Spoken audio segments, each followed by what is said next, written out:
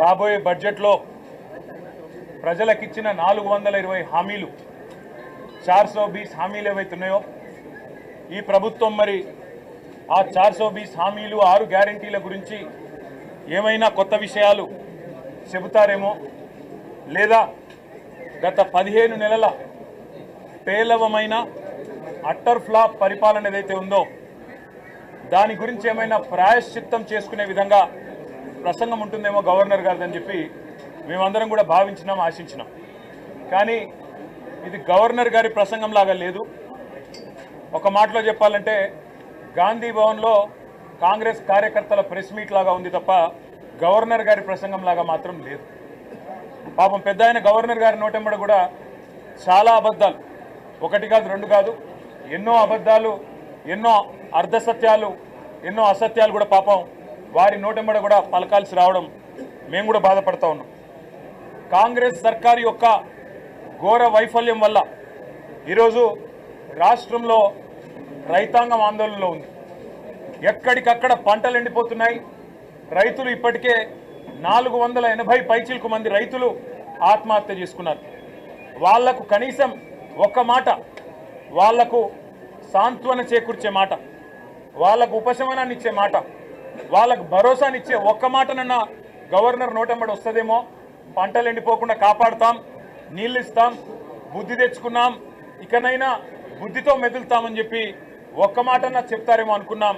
ఒక్క మాట కూడా వారి నోటెంబడ రాలేదు. అసలు ఈరోజు వరకు రాష్ట్రంలోని ఏ గ్రామంలో కూడా 25 నుంచి 30% మించి రుణమాఫీ జరగలేదు. ఇది నిర్వివాదం. ఇది మేము శాసనసభలో పోయిన సమావేశాల్లోనే అడిగినాం. ముఖ్యమంత్రి గారు సొంత ఊరికి పోదామా, సొంత నియోజకవర్గానికి పోదామా, ప్లేసు, డేటు, టైము మీ ఇష్టం, ఊరు కూడా మీ ఇష్టం. ఒక్క ఊళ్ళే 100% రుణమాఫీ అయితే మేమందరం రాజీనామా చేసి పోతామని చెప్పి కూడా చెప్పినాం. కానీ మళ్ళీ ఈరోజు గవర్నర్ గారి నోటెంబడ రుణమాఫీ అయిపోయింది, లక్షలాది మంది రైతులు సంతోషంగా ఉన్నారు అని చెప్పి అబద్ధాలు చెప్పించి గవర్నర్ గారి స్థాయిని కూడా దిగజార్చి ఈ కాంగ్రెస్ ప్రభుత్వం మళ్ళొక్కసారి తన భ్రష్టత్వాన్ని, తన నీచత్వాన్ని బయటపెట్టుకుంది. పెట్టుబడి సాయం అందని రైతులు రుణమాఫీ కాక, పెట్టుబడి సాయం జరగక, కేసీఆర్ గారి టైంలో ఉండే రైతు బంధును కూడా కనీసం అమలు చేసే పరిస్థితి లేక ఆగమాగమైపోతుంటే ఇవాళ రైతు బంధు మొత్తం అందింది. అది మాత్రమే కాకుండా రైతు కూలీలకు కూడా సాయం చేస్తున్నామని చెప్పి గవర్నర్ గారి నోటెంబడ ఇవాళ అబద్ధాలు చెప్పించడం అంటే గవర్నర్ గారికి కూడా అవమానం. ఇది వారు కూడా గుర్తించాలని చెప్పి కూడా మేము కోరుతా ఉన్నాం. సాగునీటి సంక్షోభం రోజు రోజుకు తీవ్రమవుతా ఉంది. కేవలం కేసీఆర్ గారి మీద గుడ్డి ద్వేషంతో, మా పార్టీ మీద గుడ్డి కోపంతో అక్కడ మేడిగడ్డను రిపేర్ చేయకుండా 15 నెలలు ఎండబెట్టడం వల్ల ఇవాళ మొత్తం గోదావరి పరివాహక ప్రాంతంలో ఎండిపోతున్న ప్రతి ఎకరా పంటకు బాధ్యత తీసుకోవాల్సింది రేవంత్ రెడ్డి అనే ఈ ముఖ్యమంత్రి. రేవంత్ రెడ్డి అనే చేతగాని ముఖ్యమంత్రి వల్ల ఈరోజు రాష్ట్రంలో లక్షలాది ఎకరాల్లో పంటలు ఎండిపోతుంటే, ఆ పంట ఎండిపోయి అవస్థలు పడుతున్న రైతులు, తమ పొలాన్ని నిప్పు పెట్టుకుంటున్న రైతులు, తమ పొలంలో ఇలా గొర్రెలను మేకలను మేపుతున్న రైతులు వాళ్ళు ఎదురు చూసిండ్రు గవర్నర్ గారి ప్రసంగం నుంచి. ఒక్క మాటన్న వస్తుందేమో, మేము పంటలను ఎండిపోకుండా కాపాడుతాం, మేమున్నాం, ఈ ప్రభుత్వం భరోసా ఇస్తున్నది, మీకు రిపేర్ చేస్తాం మేడిగడ్డను, ఇన్ని రోజులు కేసీఆర్ గారి మీద గుడ్డి కోపంతో తప్పు చేసినాం అని ప్రాయశ్చిత్తం చేసుకుంటారు అనుకున్నాం. ఆ సోయి కూడా ఈ ప్రభుత్వానికి లేదు. కనీసం ఒక్క మాట మాత్రంగా కూడా ఎండుతున్న పంటలు, సాగునీటి సంక్షోభం, 480 మంది రైతుల ఆత్మహత్యలు, వాటి గురించి ఒక్క మాట కూడా మాట్లాడకపోవడం అంటే రేవంత్ రెడ్డి ప్రభుత్వం యొక్క ప్రాధాన్యతలు ఎట్లా ఉన్నాయో దీన్ని బట్టే అర్థం చేసుకోవచ్చు. ఇవాళ భారతదేశంలో బహుశా ఏ రాష్ట్ర సెక్రటేరియట్లో జరగని అత్యంత ఘోరమైన, నీచమైన పరిస్థితి మన రాష్ట్ర సెక్రటేరియట్లో జరిగింది.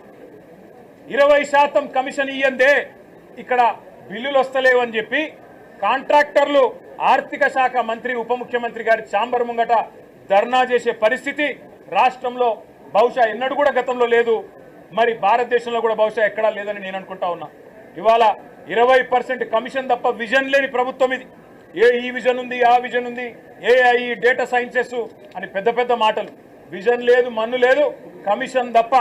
No vision, only commission, only 20% commission అనే విధంగా ఇవాళ ప్రభుత్వాన్ని నడుపుతూ ఢిల్లీకి మూటలు పంపుతూ ఇక్కడ చిన్న కాంట్రాక్టర్లను, సర్పంచ్లను, చిన్న చిన్న వ్యక్తులను వేధించి చివరికి ఓవర్సీస్ స్కాలర్షిప్లు ఇవ్వకుండా గురుకులాల్లో తిండి పెట్టకుండా ఈరోజు పిల్లల్ని చంపుతున్న అరాచక ప్రభుత్వం రేవంత్ రెడ్డి ప్రభుత్వం, కాంగ్రెస్ ప్రభుత్వం. కనీసం గురుకులాల్లో ఉండే అధ్వాన్నమైన పరిస్థితుల గురించి ఒక్క మాట చెప్తారేమో అనుకున్నాం. దాని గురించి ఒక్క మాట లేదు. చనిపోయిన 83 మంది పిల్లలకు కనీసం ఒక మాట సానుభూతి చెప్పి సంతాపం చెప్తారేమో అనుకున్నాం. ఒక్క మాట కూడా వారి గురించి ప్రస్తావన లేదు.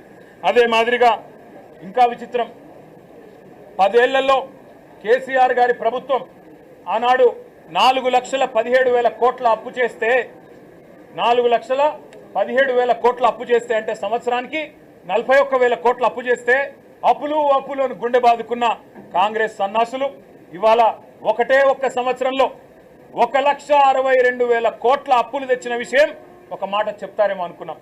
సరే, కేసీఆర్ ప్రభుత్వం కొత్తగా ఏర్పడ్డ తెలంగాణకు ఒక బలమైన పునాది వేయాలని బ్రహ్మాండమైన పథకాలు, రైతులకు వ్యవసాయానికి మాత్రమే 10 ఏళ్లలో కేసీఆర్ ప్రభుత్వం ఖర్చు పెట్టింది దాదాపు 4.5 లక్షల కోట్లు.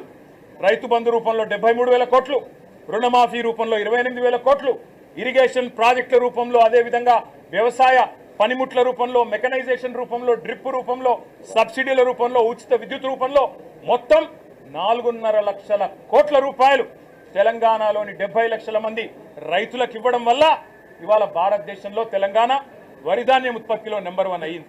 కానీ ఇవాళ గవర్నర్ గారి ప్రసంగంలో ఏం చెప్పుకుంటున్నారు?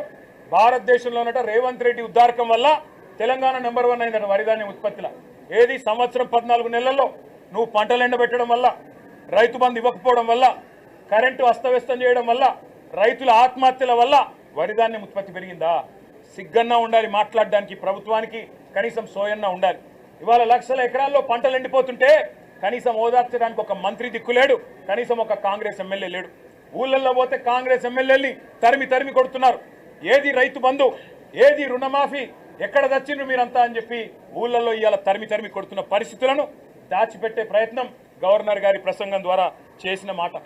1,50,000 కోట్లు, 1,62,000 కోట్లు అప్పు చేసి ఒక్కటంటే ఒక్కటి కూడా పథకాన్ని ప్రారంభించని ఒక అసమర్థ ప్రభుత్వం రేవంత్ రెడ్డి ప్రభుత్వం. కేవలం కుంభకోణాలు, 20% కమిషన్లు, 30% ల్యాండ్ డీల్స్. నా మాట కాదు, కాంగ్రెస్ ఎమ్మెల్యేలు చెప్తా ఉన్నారు. 30% కమిషన్ ఇస్తేనే మా మంత్రులు పనిచేస్తారు, 20% కమిషన్ ఇస్తేనే బిల్లులు వస్తాయి అని వాళ్ళ స్వయంగా కాంగ్రెస్ ఎమ్మెల్యేల నోటంబడ వస్తున్న మాటలు, కాంట్రాక్టర్లు సెక్రటేరియట్లో ధర్నాలు చేస్తున్న పరిస్థితి.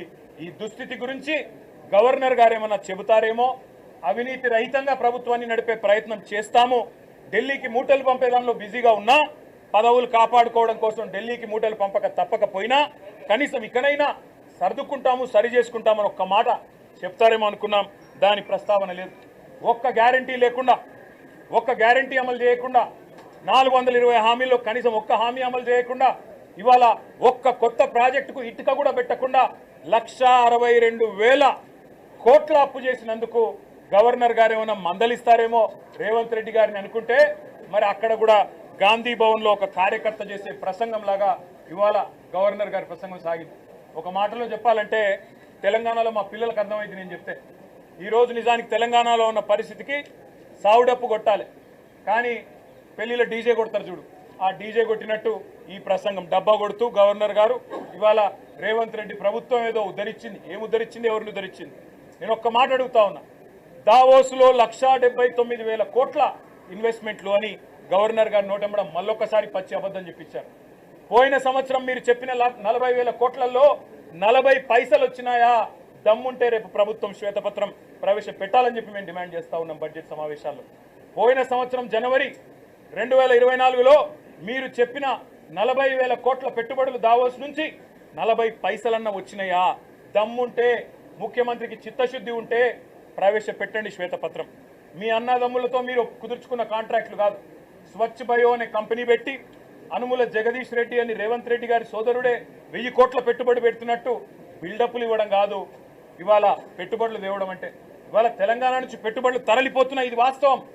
కేయిన్స్ అనే సంస్థ మేము ఆనాడు కష్టపడి మైసూరు నుంచి పట్టుకొస్తే 3,700 కోట్ల పెట్టుబడి ఇవాళ సెమీ కండక్టర్ పరిశ్రమ గుజరాత్కు తరలిపోయింది, దొలేరాలో పెట్టుబడి పెట్టింది. కార్నింగ్ అనే పరిశ్రమ 1000 కోట్ల పరిశ్రమ మేము ఆనాడు పట్టుకొస్తే ఈరోజు తమిళనాడుకు పోయింది, ఆ పరిశ్రమ చెన్నైలో పెడతా ఉన్నారు. అదేవిధంగా ప్రీమియం ఎనర్జీ అనే కంపెనీ 1700 కోట్ల పెట్టుబడి సోలార్ కంపెనీ ఇవాళ ఆంధ్రప్రదేశ్కి తరలిపోయింది. వాస్తవాలు ఇట్లా ఉంటే 1,79,000 కోట్ల పెట్టుబడులు 1,79,000 కాదు కదా, 1,79,000 కోట్లు కాదు కదా. ఈ ప్రభుత్వం ఎంత అసమర్థ ప్రభుత్వం అంటే కొత్తగా ఒకరు కూడా పెట్టుబడి పెట్టడానికి ముందుకొచ్చే పరిస్థితి లేదు. వీళ్ళ ఆర్ఆర్ ట్యాక్సులు, వీళ్ళ కమిషన్లు, వీళ్ళ దాడికి తట్టుకోలేక నిర్మాణ రంగం కుదేలైపోయింది. రియల్ ఎస్టేట్ మొత్తం అస్తవ్యస్తం అయిపోయింది. ఇప్పటికే నిర్మాణ రంగం పూర్తి స్థాయిలో పడిపోయిన పరిస్థితి. ఇంకోవైపు ప్రభుత్వమే స్వయంగా చెప్తా ఉంది ఇప్పటి వరకు తమ ఫిస్కల్ టార్గెట్లు రీచ్ కావడం లేదని బడ్జెట్లో కూడా చెప్తారని అనుకుంటా ఉన్నాం. కాబట్టి పరిస్థితి ఏమో ఇట్లా ఉంటే ప్రతి పదం గవర్నర్ గారితో ఈరోజు చెప్పించింది అబద్ధం, ప్రతి మాట ఈరోజు గవర్నర్ గారి నోటెంబడ వచ్చింది అసత్యం, ప్రతి వాక్యం పచ్చి మోసం. మరి మోసం చేసింది ఇవాళ తెలంగాణ ప్రజల్ని మాత్రమే కాదు, గవర్నర్ గారిని కూడా ఈ రాష్ట్ర ప్రభుత్వం మోసం చేసింది, గవర్నర్ గారిని కూడా అవమానించింది. ఇంకొక మాటలో చెప్పాలి అంటే దశ దిశ ఏదీ లేని కేవలం ఒక డబ్బాలో గులకరాళ్ళే చూపితే ఎట్లా అయితే సౌండ్ వస్తుందో అట్లాంటి అది పరిస్థితి తప్ప ఇంకొక మాట కూడా లేదు. ఇంకా దారుణమైన మాట, బీసీలను కులగణన పేరుతో వంచి అవమానించి, ఈ మాట మేమనలేదు, ఒక కాంగ్రెస్ ఎమ్మెల్సీ గారంటే ఆయనను కూడా సస్పెండ్ చేసి పారేసినారు. మీరు ఎట్లా తగ్గిస్తారయ్యా? కేసీఆర్ గారి ప్రభుత్వం ఉన్నప్పుడు సమగ్ర కుటుంబ సర్వేలో ఆనాడు 56% ఉన్న బీసీలు ఈరోజు 46 ఎట్లయితారని చెప్పి ఒక ఎమ్మెల్సీ గారు అడిగితే ఆయనను తీసుకుపోయి పార్టీలను సస్పెండ్ చేస్తారు. ఇవాళ మేమనడం కాదు కదా, రాష్ట్రంలో ఒక్క బీసీ సంక్షేమ సంఘం మీ లెక్కలు కరెక్ట్ అంటుందా? ఒక్క బీసీ బిడ్డ మీ లెక్కతో ఏకీభవిస్తున్నాడా? అదేవిధంగా మీ ఎమ్మెల్సీలు మీ ఎమ్మెల్యేలైనా కనీసం వాళ్ళైనా ఏకీభవించే పరిస్థితి ఉందా? ఇవాళ కులగణన పేరుతో బీసీలను వంచి వాళ్ళను కూడా మోసం చేసి వాళ్ళ సంఖ్య కూడా తగ్గించి వాళ్ళను ఉద్ధరించినట్టు సోషల్ జస్టిస్ అని ఇవాళ గవర్నర్ గారు నోటెంబడ అబద్ధాలు చెప్పడం అంటే నిజంగా కూడా సిగ్గుచేటు. అదేవిధంగా కాంగ్రెస్ తల్లిని తీసుకొచ్చి రుద్ది, కాంగ్రెస్ తల్లిని సెక్రటేరియట్లో పెట్టి, రాహుల్ గాంధీ తండ్రిని సెక్రటేరియట్ ముందు పెట్టి అదేదో గొప్ప పని చేసినట్టు, తెలంగాణకు వాళ్ళేదో ఉద్ధరించినట్టు సిగ్గు లేకుండా మాట్లాడుతున్న ఈ ప్రభుత్వానికి మేము చెప్పేది ఒకటే, కాంగ్రెస్ తల్లిని రాహుల్ గాంధీ తండ్రిని మంచిగా భద్రంగా ప్యాక్ చేసి గాంధీ భవన్ పంపిస్తాం 3 ఏళ్ల తర్వాత, తప్పకుండా ఎక్కడ పెట్టుకోవాలో అక్కడే పెట్టుకోండి అని చెప్పి కూడా తెలియజేస్తూ, గవర్నర్ గారి ప్రసంగం ఈరోజు పూర్తి స్థాయిలో ప్రజలను వంచడమే కాకుండా, ప్రజలను మోసం చేయడమే కాకుండా గవర్నర్ గారి ప్రతిష్టను కూడా తగ్గించిందనే మాట కూడా నేను మీకు తెలియజేస్తా ఉన్నా. Thank you.